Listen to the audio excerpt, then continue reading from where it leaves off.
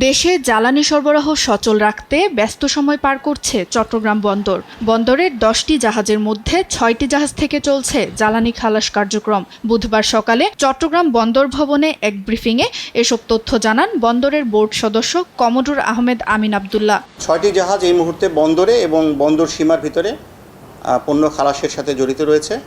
বাকি 4টি জাহাজ আগামী 2 দিনের ভিতরে, আজকে আসবে 2টো, 12 তারিখে একটি এবং আগামী 14 তারিখে একটি জাহাজ বাংলাদেশ জলসীমায় এবং বন্দরের সীমায় জ্বালানিবাহী হিসেবে এখানে আসছে এবং বন্দরে যখনই তারা শিডিউল চাইবে আমরা প্রাধিকারের ভিত্তিতে খালাস দিব।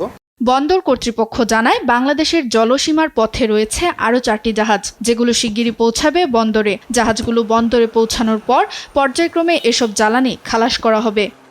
ভিগো ওয়্যার গার্ড প্রয়োজন মতো বাঁকানো যায়, অধিক চাপেও ভাঙে না। ভিগো।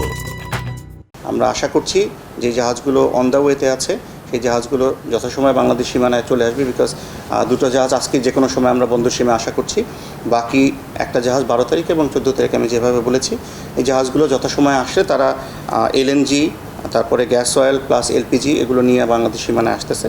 জ্বালানি সরবরাহ স্বাভাবিক রাখতে সমন্বিতভাবে কাজ করছে বন্দর কর্তৃপক্ষ। এছাড়া বহির্নোঙরে মাদার ভেসেলের নিরাপত্তায় নেওয়া হয়েছে বিশেষ ব্যবস্থা। সংশ্লিষ্ট সব পক্ষের সমন্বিত প্রচেষ্টা এবং জনসচেতন উদ্যোগ অব্যাহত থাকলে সম্ভাব্য যে কোনো জ্বালানি সংকট মোকাবিলা করা সম্ভব বলে মনে করেন তারা।